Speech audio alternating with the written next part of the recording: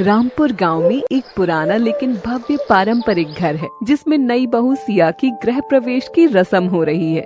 बहू, अब से ये घर तुम्हारा है, लेकिन हमारे घर की कुछ परंपराएं हैं जिनका पालन करना जरूरी है। सिया सिर झुकाकर हामी भरती है। रस्मों के बाद वो देखती है कि घर के सभी दरवाजों और खिड़कियों पर भारी पर्दे लगे हैं। माँ जी, ये घर इतना सुंदर है, फिर ये पर्दे क्यों लगे हुए हैं? भाभी, हमारे घर में औरतों को पर्दे में रहना जरूरी होता है, बाहर की दुनिया से दूर।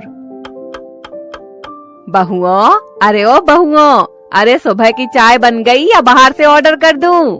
बन गई माँ जी, बस बन गई। ये लीजिए माँ जी आपकी चाय। अरे ये क्या, घूंघट कहाँ गया? वो माँ जी चाय लाते हुए बस सर से गिर गया। तो इसको जल्दी से ठीक कर। बड़ी बहू, अरे ओ बड़ी बहू। जी माँ जी। जी माँ जी की बच्ची, तेरा घूंघट कहाँ गया? अगर अगली बार ऐसा हुआ तो भेज दूंगी मायके, फिर वहीं रहना खुलकर। चलो अब अचार पापड़ को धूप में ले जाकर सुखा दो तुम दोनों। जी माँ जी। कायदा कायदा, हर वक्त बहुओं को घूंघट में रखने का कायदा। घूंघट ना हो गई कोई जेल हो गई। सच में दीदी, माँ जी का भी कुछ समझ नहीं आता। ना तो माँ जी खुद अपने सर से घूंघट हटाती हैं और ना हमें हटाने देती हैं। मुझे तो ये समझ नहीं आता, माँ जी का ना कोई ससुर है ना कोई जेठ, फिर वो पल्ला लेती किसके लिए है? राम जाने। है, अब ये राम कौन है? भावनाओं को समझो ना दीदी, राम यानी कि भगवान श्री राम। ओह अच्छा अच्छा अच्छा, चल अब खाना बनाने चलते हैं, वरना दो बातें और सुना देंगी माँ जी। हाँ हाँ चलो। दोनों बहुएं फिर घूंघट डाले खाना बनाने चली जाती हैं। उन दोनों की एक ननद थी जिसका नाम था राधा। राधा ने अपनी ग्रेजुएशन पूरी कर ली थी और अब सुमित्रा उसके लिए लड़के देख रही थी। फिर एक रोज, बहुओं, कल राधा को देखने लड़के वाले आ रहे हैं, तो तुम आज से तैयारी शुरू कर दो। उनकी खातिरदारी में कोई कमी नहीं रहनी चाहिए, समझी? और हाँ, कल तुम दोनों मिलकर राधा को अच्छे से तैयार करके ले आना और उसके सर पर घूंघट डाल देना। क्या? लेकिन ननद जी को घूंघट क्यों माँ जी? अरे घूंघट में रहेगी तो तभी तो लोगों को उसके संस्कार नजर आएंगे। फिर दोनों बहुएं अगले दिन की तैयारी में लग जाती हैं। उसी शाम, अरे भाभी एक बात बताओ, आप दोनों की शादी को 2-2 साल हो गए हैं, लेकिन आप फिर भी ये घूंघट क्यों डाल कर रखती हो? अपनी माँ जी से पूछा कभी, वो सर पर पल्ला क्यों रखती हैं? अरे वो तो माँ जी का शौक है। तो बस यही समझ लो दीदी कि माँ जी के शौक के चक्कर में हम दोनों की बलि चढ़ गई है। अगले दिन मोहन नाम का लड़का अपने माँ बाप के साथ उसके घर आता है। दोनों देवरानी जेठानी राधा को अच्छे से तैयार कर देती हैं। तभी 3-3 लड़कियों को घूंघट में देखकर लड़के की माँ सरला कहती है, अरे बहन जी, पंडित जी ने तो कहा था कि आपकी 2 बहुएं हैं, फिर ये 3 घूंघट में कौन है? इनमें से एक आपकी बहू भी तो है।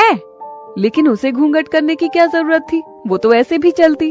अब हमारे यहाँ आए तो हमारे मुताबिक चल रही है, बाकी शादी के बाद आपकी मर्जी, जैसे आप उसे रखें। हाँ वो सब तो ठीक है, लेकिन अब इसका घूंघट भी तो हटाइए। हम लड़की को देखने आए हैं, बिना घूंघट हटाए तो हम लड़की देख ही नहीं पाएंगे। फिर रिया राधा का घूंघट हटाती है। राधा लड़के वालों को पसंद आ जाती है। फिर रिश्ता पक्का करके वो लोग वहाँ से चले जाते हैं। उनके जाते ही सुमित्रा अपनी दोनों बहुओं से कहती है, बहुओं, अब राधा की शादी तक इसको काम सिखाने की जिम्मेदारी तुम्हारी। जैसे तुम दोनों रहती हो ना, वो सब तौर तरीके इसे भी सिखा देना। घूंघट भी कैसे अच्छे से रखना है सर पर। कल को ऐसा ना हो कि पराया घर जाकर हमारी नाक कटवाए। लेकिन माँ जी, सरला आंटी तो खुले विचारों की लगती हैं। अरे खुले विचारों की वजह से अब हम अपने संस्कारों को ताला लगा दें क्या? कुछ ही दिन में राधा की शादी होने वाली थी, जिसके कारण वो दोनों उसको ट्रेन करने में लग जाती हैं।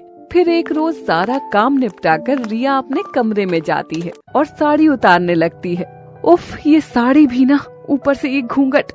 अरे ये क्या रिया, तुमने तो साड़ी के नीचे जीन्स पहनी है, माँ को पता चल गया तो?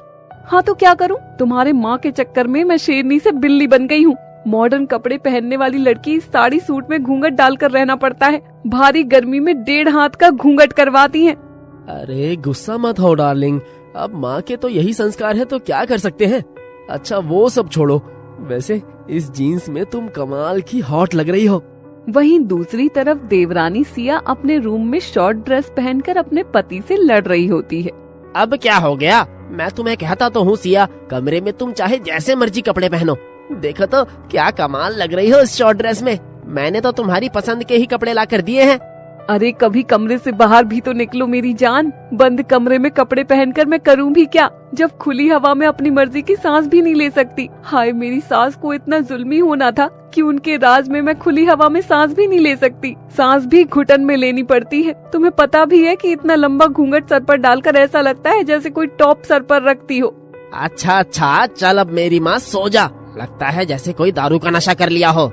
दोनों बहुएं अपनी पढ़ाई अपने पति पर इस तरह निकालती थी जैसे उनकी सास को इन सब से कुछ फर्क नहीं पड़ता था। कुछ दिनों के बाद उनकी ननद राधा की शादी हो जाती है, जहां वो सुबह 5 बजे उठकर ही नहाकर अपने ससुराल में सुबह सुबह पूजा पाठ करने बैठ जाती है। अरे बहू इतनी सुबह सुबह क्यों उठ गई? अरे माँ जी उठ गई आप, मैं चाय बना दूं? अरे नहीं बहू, हमारे यहाँ इतनी जल्दी नहीं उठते। तुम जाकर सो जाओ और आराम से 8 बजे उठना। और ये क्या, तूने इतना लंबा घूंघट क्यों डाला है? वो माँ जी मैं इस घर में अभी नई हूँ ना, इसलिए। राधा आराम करने चली जाती है और फिर 8 बजे उठकर सबके लिए नाश्ता परोसती है। उसका इतना बड़ा घूंघट देखकर उसके ससुर रघुवीर जी सरला देवी से कहते हैं, ये क्या सरला, तूने इस फूल सी बच्ची से घूंघट करवा रखा है? अरे जालिम औरत, तुझे शर्म नहीं आती?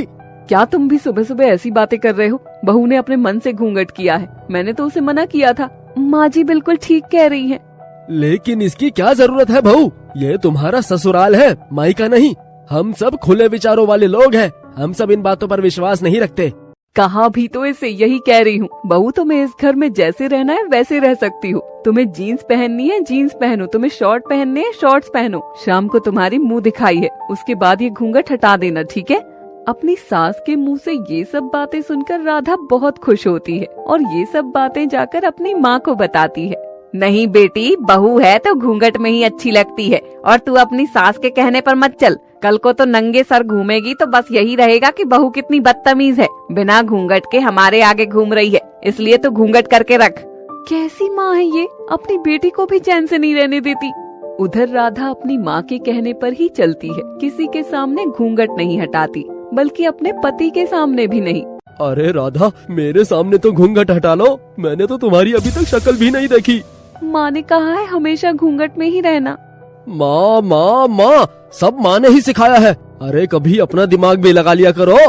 इस तरह उसका पति उससे गुस्सा होकर ऑफिस चला जाता है। ये देख सरला के दिमाग में कुछ आता है। वो अपनी बहू के साथ उसके मायके जाती है। देखिए बहन जी, आपको अपनी बहू को जैसे रखना है रखिए, लेकिन राधा अब मेरी बहू है और हम बहू को अपनी बेटियों की तरह रखना चाहते हैं। वो अपनी मर्जी से जहाँ जाए, जैसे कपड़े पहने, जो करना है करे, अपनी मर्जी से आजादी से अपनी जिंदगी जिए, न कि घूंघट में चूल्हा चौका करते हुए अपनी पूरी जिंदगी बिता दे। आपको तो अपनी बहू की चिंता है नहीं, लेकिन हमें है। सरला की बात सुनकर सुमित्रा को अपनी गलती का एहसास होता है और वो उससे माफी मांगती है और साथ ही वो अपनी बहुओं को भी घूंघट हटवा देती है और उन्हें अपनी मर्जी के कपड़े पहनने को कह देती है। ये देखकर रिया और सिया बहुत खुश हो जाती हैं और राधा भी अपने मॉडर्न ससुराल में बहुत खुश रहती है। अगर आपको हमारी ये कहानी पसंद आई हो तो इस कहानी को लाइक करें और अपने दोस्तों से शेयर करें और हमारे चैनल को ऐसी ही कहानियाँ देखने के लिए सब्सक्राइब कर लें।